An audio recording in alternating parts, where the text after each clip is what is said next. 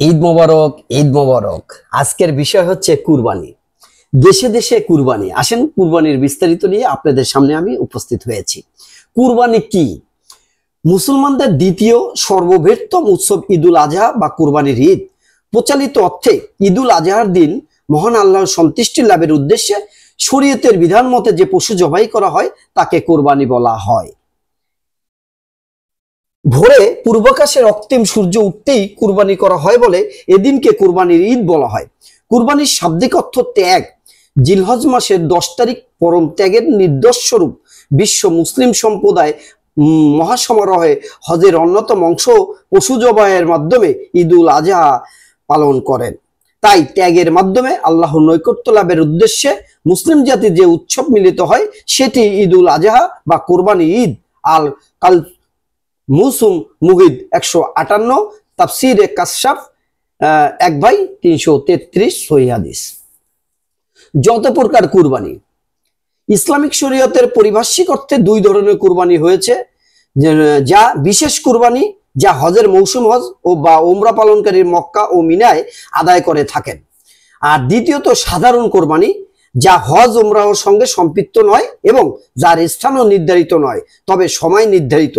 যে তারিখ হজ পালনকারীর মক্কা ও মিনায় কোরবানি করেন সেই অর্থাৎ জিলহজের 10, 11, 12 তারিখ কোরবানি করা হয়। প্রত্যেক সুস্থ মস্তিষ্ক প্রাপ্তবয়স্ক ও সামর্থ্যবান মুসলমানের জন্য এ বিধান এসেছে। প্রথম কোরবানি। মানব ইতিহাসের সর্বপ্রথম আদম আসসালামের দুই পুত্র হাবিল ও কাবিলের কোরবানি হয়। জান্নাত থেকে আদম আসসালাম ও হাওয়া আসসালামের পৃথিবীতে যখন আগমন ঘটে তখনকার কথা। তাদের সন্তান প্রজন্ম ও বংশ বিস্তারের শুরু হলো। প্রতি গর্ভ থেকে একটি ছেলে ও মেয়ে যমজ জন্ম নিত। ফলে এক শ্রেণীর ভাই বোন ছাড়া আদম আসসালামের কোনো সন্তান ছিল না। ইতিহাসের পাতা থেকে ঘাটলে অনেক বড়, আপনাদের মূল্যবান সময় আমি নষ্ট করব না। আপনারা কোরআন এবং হাদিসের আলোক মোতাবেক কুরবানি দিবেন। ত্যাগের মহিমায় কোরবানি যেন নষ্ট না হয়। কোরবানিতে পরিষ্কার পরিচ্ছন্নতার প্রতিও আমাদের বিশেষ যত্ন নিতে হবে। কোরবানি আমার, এর রক্ত বজ্র পরিষ্কারের দায়িত্ব আমার, এই মনোভাব আমাদের লালন করতে হবে। জবাইয়ের পর আমরা রক্ত মাটিতে পুঁতে ফেলবো, নারী বুড়ির বজ্র আমরা সুনির্দিষ্ট স্থানে ফেলবো। কোরবানির প্রচলিত কাহিনী। কোরবানির রীতি ইবাদত হিসাবে যদিও আদম আসসালামের যুগ থেকে প্রচালিত, কিন্তু পরবর্তীতে ইব্রাহিম আসসালামের এক ঐতিহাসিক ঘটনাকে কেন্দ্র করে বিশেষ বৈশিষ্ট্য নিয়ে আবার শুরু হয়। ইব্রাহিম আসসালামের বেশ কিছু পরীক্ষার সম্মুখীন হয়েছিলেন। এর অন্যতম কোরবানি। তিনি পরপর 3 রাত স্বপ্নে প্রিয় পুত্র ইসমাইল আসসালামকে কোরবানি করতে আদিষ্ট হন। পর্যায়ক্রমে পিতা পুত্র আল্লাহর সন্তুষ্টির জন্য ত্যাগ স্বীকার করে কোরবানির জন্য প্রস্তুতি নেন। কাজ সমাধানের জন্য তারা মিনা প্রান্তরে রওনা হন। শয়তান কোরবানির মহান এ কাজে বিভিন্নভাবে বাধার সৃষ্টি করে। সে প্রথম মা হাজেরা ও পুত্র ইসমাইলকে কৌশলে বুঝিয়ে এ থেকে বিরত রাখতে ব্যর্থ হয়।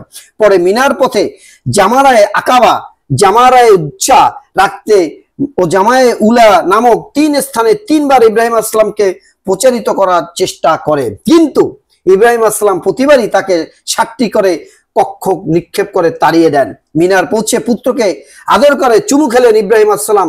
অশ্রুসিক্ত চোখে তাকে বাঁধলেন, তারপর সোজা করে শুয়ে গলায় ছুরি চালালেন, কিন্তু গলা কাটলো না। আল্লাহ নিজ অনুগ্রহে পিতলের একটি টুকরা মাঝখানে বাধা হিসেবে রেখে দিলেন।